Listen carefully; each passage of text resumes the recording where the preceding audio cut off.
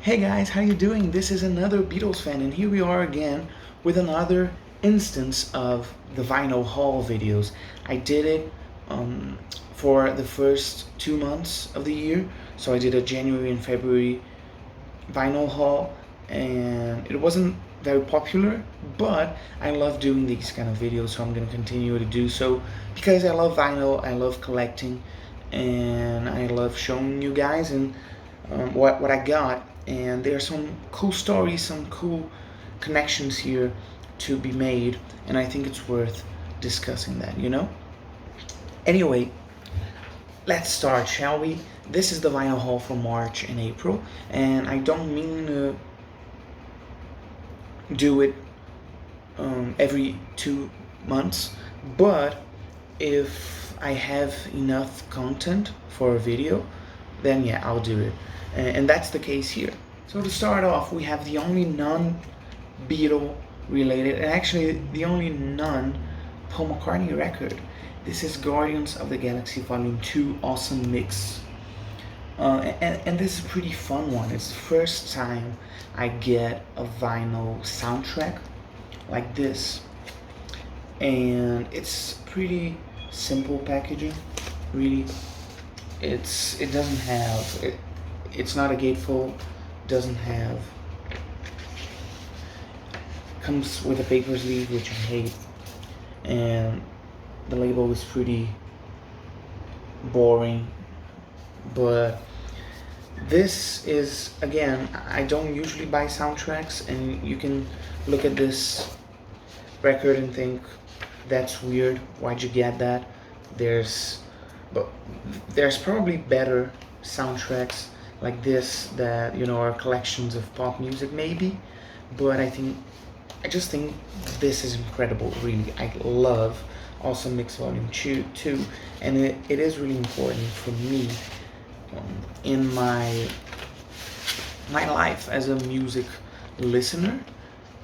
I've been introduced here a lot of music that I didn't know before, and I love it really. So, for example, Mr. Blue Sky. Now I love ELO, but it's the first time I heard it on the Awesome Mix Volume 2. There's Bring It On Home to Me. There's My Sweet Lord, of course. So there is a Beatles connection. I forgot about that. There's Brandy, You're a Fine Girl by Looking Glass, an absolute banger. There's Come a Little Bit Closer by Jay and the Americans. Lakeshore Drive, The Chain, Fox on the Run, Father and Son by Cat Steve. Wham Bam Shang-a-Lang, I love that one. And others. So I think it's great. If you like 60s, 70s music, do give it a listen, especially 70s music. I think this is just a great mixtape. And if someone I knew made this mixtape, of course this is made by Marvel, but if someone I knew made it, I would congratulate him, because it's incredible how diverse it is, and at the same time it's got more obscure songs that you probably haven't heard of, but they're great. And they also shine a light on George and ELO, and that's always great to see, right? Anyway, now with the Paul McCartney stuff, there's 3 more records. We have Give My Regards to Broad Street, and this is, again, I'm trying to set my foot on 80s Paul. And I gotta be honest, I'm not perfect, you guys. This is just really weird, right? Look at that. I'm not perfect. 80s Paul is kind of my weak spot. Except for, here's the gatefold.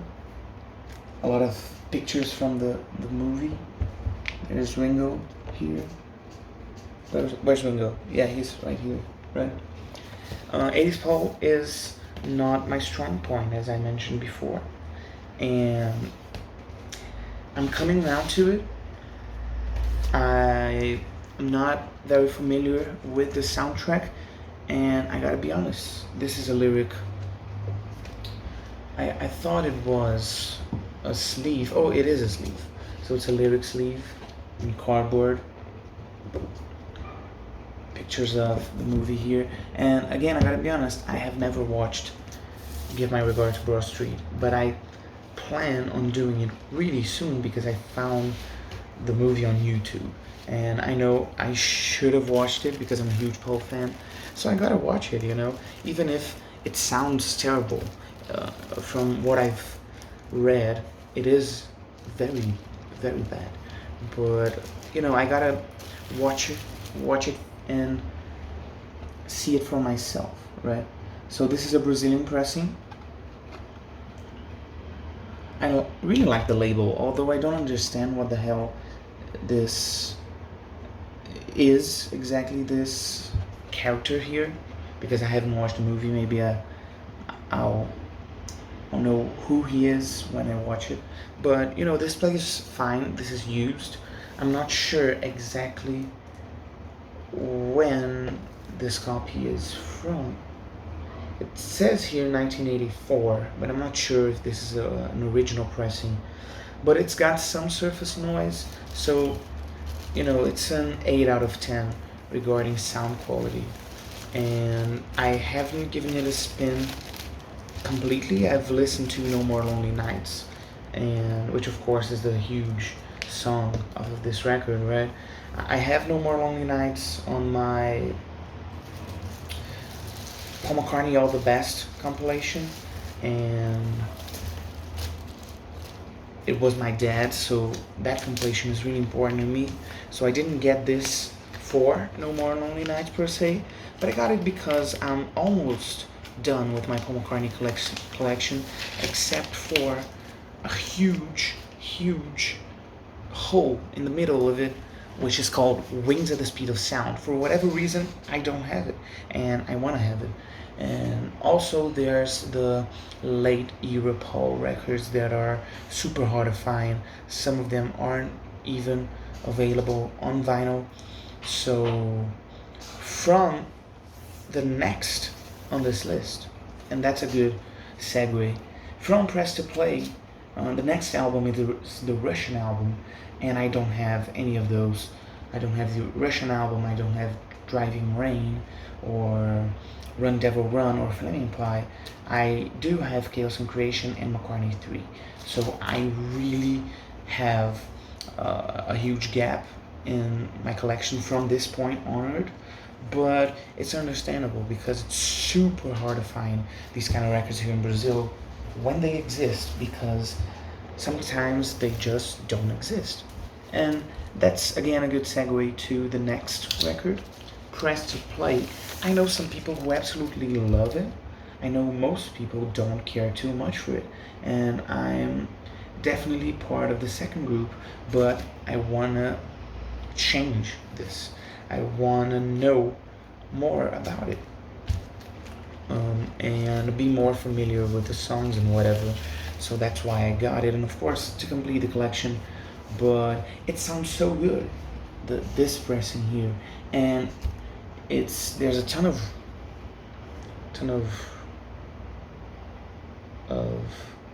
stuff here, writing here, and I was just checking something out because there's something extremely curious about this pressing, and I'm just gonna show you guys the lyric sheet before that. It's the lyric sleeve as well, but this one is paper. The one from Broad Street was cardboard. What do you guys think about Press to Play, and what do you guys think about Broad Street? Do you like it?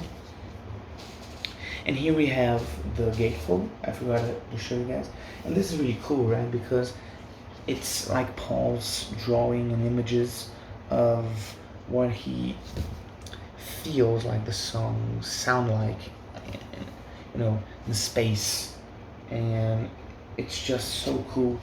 The cover art here is a bit damaged on the sleeve, but it's still fine. It's the price you pay for getting used records, and of course I don't think you can get any new versions of Press to Play.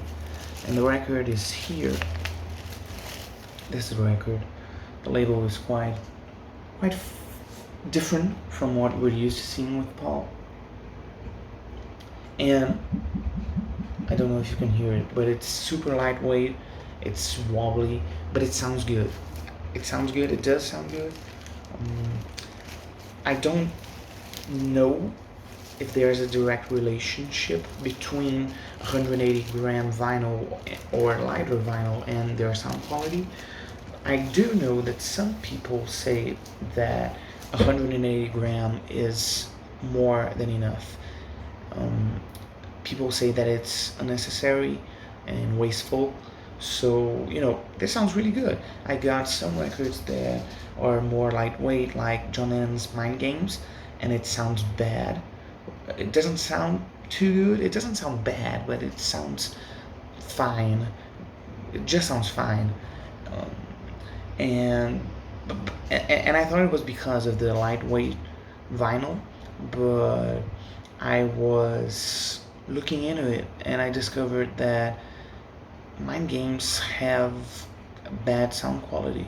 In Brazilian pressings, I don't know about pressings, American or British pressings, but Brazilian pressings are just bad, and it's not because of the lightweightness of the vinyl. But what I was gonna tell you is that maybe the more interesting thing about this is that there's a mistake here, and the mistake is on the mix of press, the song press. It's a different mix here, actually, and I hadn't heard it before. So when it started, I was taken aback because I'm not so familiar with this album, but in my head, it's always been the same mix, right? From press, the same mix from the single. So I thought, is the album mix actually different? I didn't know that, and it's not. It's not. And this is the mix by Hugh Padgham. This guy was the producer for, I think he produced The Police and whatever, and this was mistakenly put on first pressings of the record. This mix, instead of this mix here, I have the CD single, the 12-inch single for press, and it contains the real mixes mixed by Burt Bevins and Steve Ford. And actually, I just noticed that it says the same thing here, press mixed by Burt Bevins and Steve Ford, and it isn't. It is mixed by Hugh Padgham. Is this an early mix that was mistakenly left in? I don't know, but I love it, really. This just made me 100% happier to get this, because it's in such a good shape, the record, and especially the front cover, not necessarily the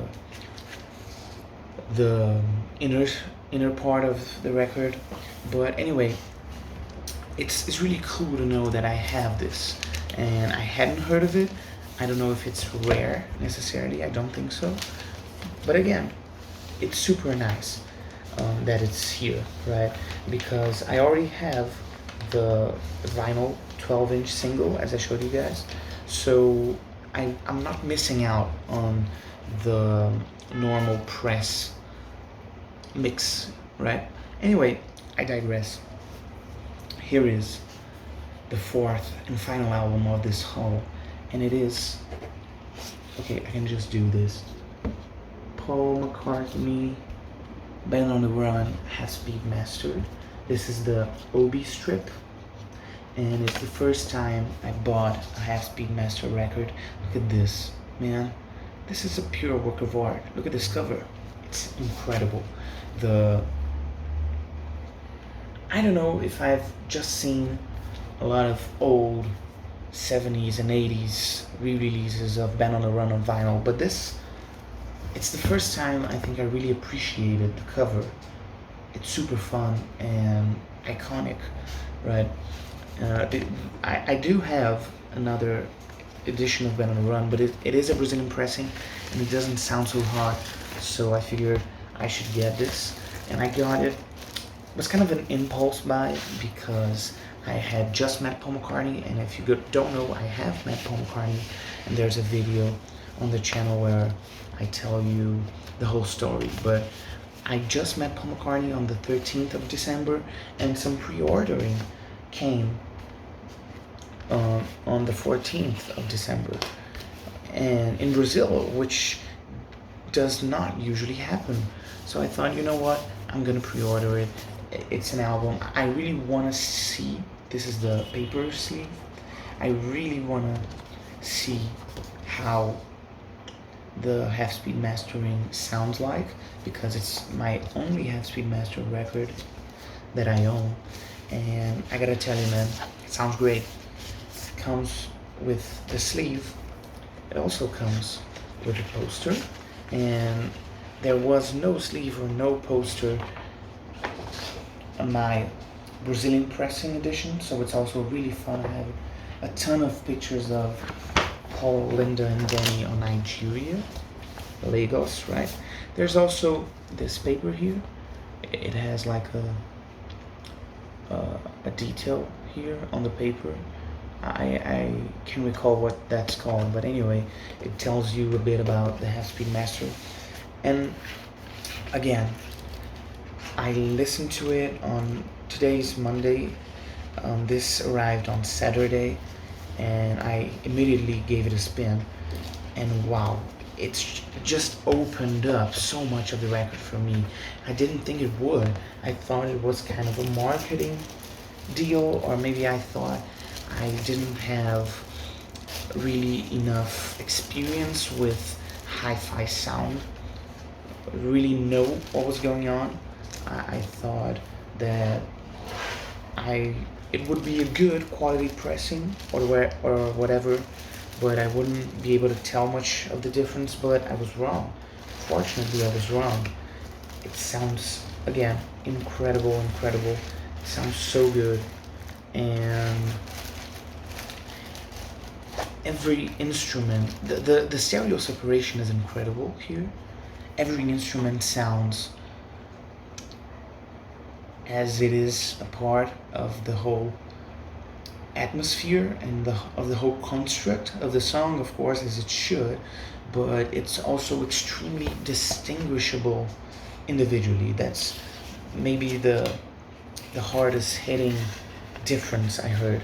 And of course, it's just the epic moments like the ending of 1985 sounds so huge, and the more acoustic and calmer parts of the album like Blackbird sound so chilled.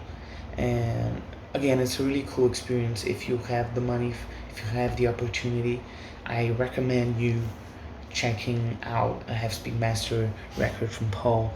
I only have been on the run, but now I want them all. I want McCartney, I want Ram, and there's Helen Wheels here. Helen Wheels is here, and I'm the type of guy who really thinks Ben on the Run doesn't include Helen Wheels, because I grew up with a British version of the record, and this is like the American version, right? There's even the difference in the picture. The pictures here, right?